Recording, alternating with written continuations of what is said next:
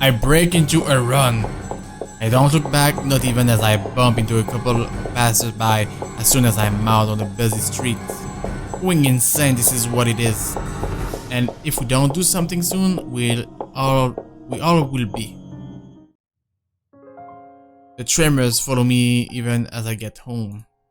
I had hoped a little stroll around the block for a few hours would help. Instead, I am assaulted with more images of her smile, the loathing in her eyes, the stench of gore, the horrid crunch that comes with every movement she makes. Even old memories have been sullied by her, and Ma's song no longer sounds as sweet as it meant to be. In the end, all I got is a sinking feeling I will never be rid of her image, and another ridiculous idea that may or may not even work. The sun is barely hanging low on the horizon when I make it back, and for the first time, coming home feels more like a chore. Only I did not arrive to an empty room, because as soon as I open the door, I am greeted by none other than... Sup, Z-Man? Ash. I told you we should have called him before going here. And Isabella? It's fine. It is Ashton I see first, sitting comfortably on my couch, munching on the bag of chips with both feet propped atop the coffee table. Are you eating my chips, Ashton? You dirtbag. Whatever proverbial stone has made a home at the pit of my stomach ultimately flies right out the window at the sight of him. But before any exasperation can set in, my attention is taken by the other occupant in the room. Isabella perches on the only other chair in the room, attempting to make herself smaller, it seems, from how closely she is hugging her arms against her. Nevertheless, she gives me a small smile when she notices my stare. But somehow, there ain't any warmth in it like it's supposed to have. Hey, Zach. Sorry we just barged in here. Ash was... Relax. Z-Man gave me a copy of the key himself. Only after you broke the 13th one? I can't keep replacing them every time you think it'd be a good idea to break into my apartment. And stop calling me Z-Man! I didn't break anything this time. Ash, just because I gave you a key doesn't mean you can just stroll in here whenever you want to. And, hey, is that my... Ash smirks at me because, of course, he has the gal to smirk knowing what he did. He pops in what's very likely the last piece of chip into his mouth. How do you dare, Ash? And folds the wrapper neatly on the table before throwing it on the nearby trash. God damn it, Ash. From her chair, Isabella shoots me an apologetic smile as soon as the fold hits the waist pin with a dull thunk. Common sense dictates that I should be angry. But after everything, having something normal play out in front of me, no matter how childish their antics can get, I can bring myself to muster even a tight bit of it. Behind me, the television starts blaring the music for the end credits of a movie. They have likely been waiting for a while if Ash has gotten impatient enough to rummage through my cupboard and watch something. Of course he eats all of it. You know, I was saving that for the weekend. Did you at least share some with Bella? Don't worry about it. I'm good, Zach. Really? It's free food, you know? What was that you usually say? You don't say no to free food? What happened? No, I'm just not hungry. Ash only shrugs at the question in my eyes. I can't be the only one who finds this vibe she's giving off to be odd, and the guy has no doubt already caught wind of it. Aye. But if you want something, just say so. I've got a fully restocked pantry right here at your disposal. Still not a 5-star level thing, but for an empty stomach, it'd do. Just say the word. Thanks, Zach. Maybe next time. Food is not really what we came here for. Ash, he's the one who... She casts a brief glance at Ash, and in an instant, he sits up. Every trace of amusement is gone from his face as he claps his hand in front of him and leans forward. A minuscule gesture meant to ease, yet the grim expression on him tells a different story altogether. Alright, you two, what's this about? I don't like those looks. What I said was weird, I'm aware of that. But I'm not taking it back. Isabella's not the only one here who's seen it. A short but tense pause follows. They're both starting. Under normal circumstances, I'd wait. With these two, the more you force it, the more they clamp down on it. But as a handful of seconds continue to slip by, the unsettling feeling in me also grows with it. Soon it turns into impatience. Before I can demand a response though, one of them finally speaks up. It is Ashton who first breaks it. Calm down, we're just here to check on things.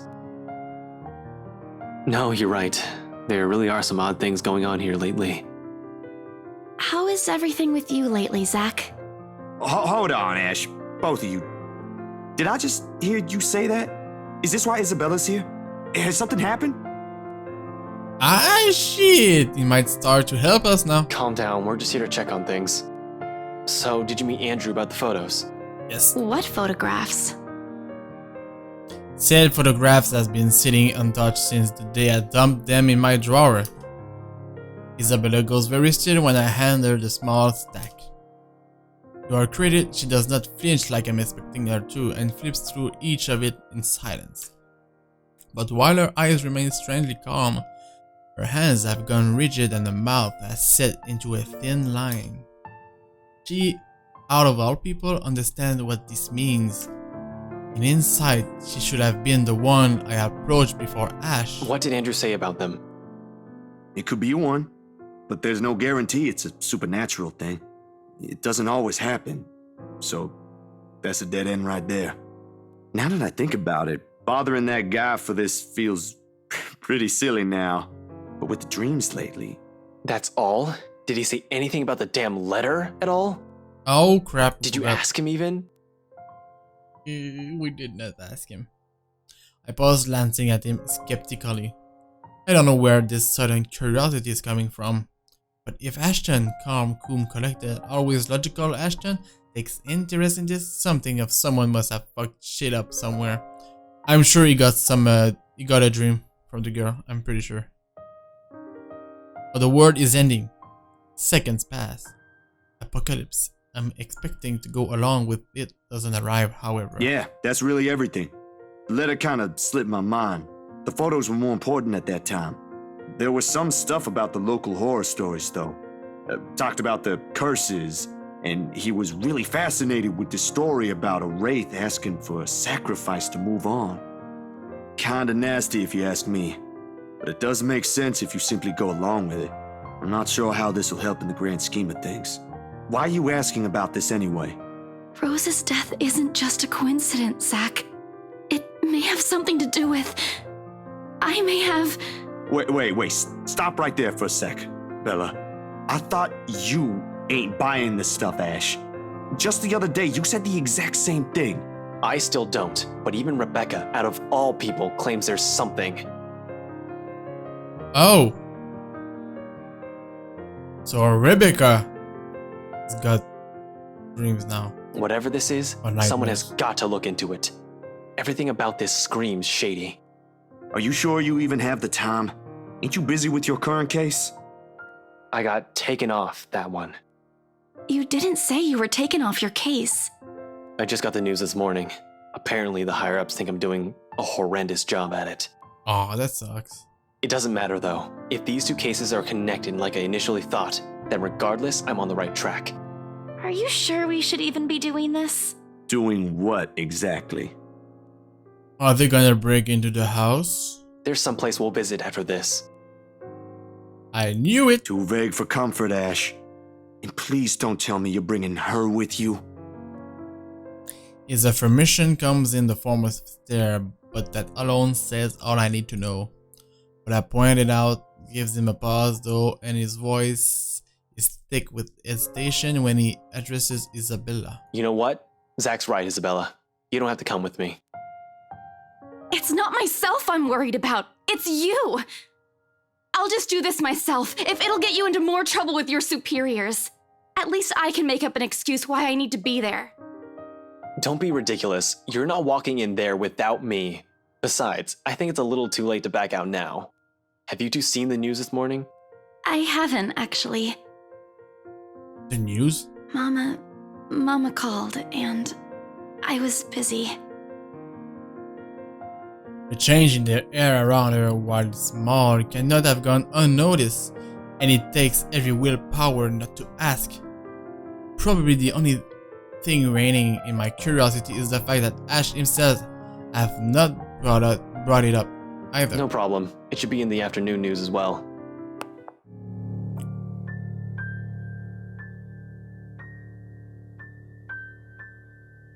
What?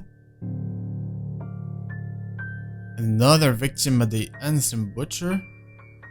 Man burned after room catches fire. And there is "help me" written on the walls? How can that even happen if the room was burning?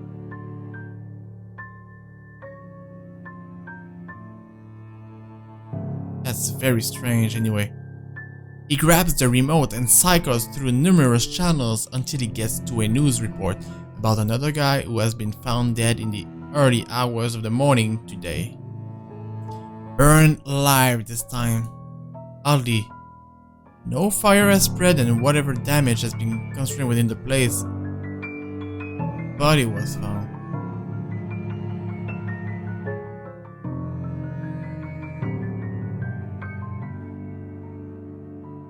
What?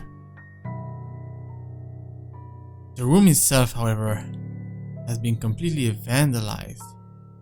Help me. Help me. Help me. Another murder, the authorities claim. Isabella and I knew better. None of us shifts even after the report ends, but the room has suddenly felt stifling. Ashton's eyes have gone hooded with what appears to be restrained anger, and the remote in his hand creaks mildly under his grip.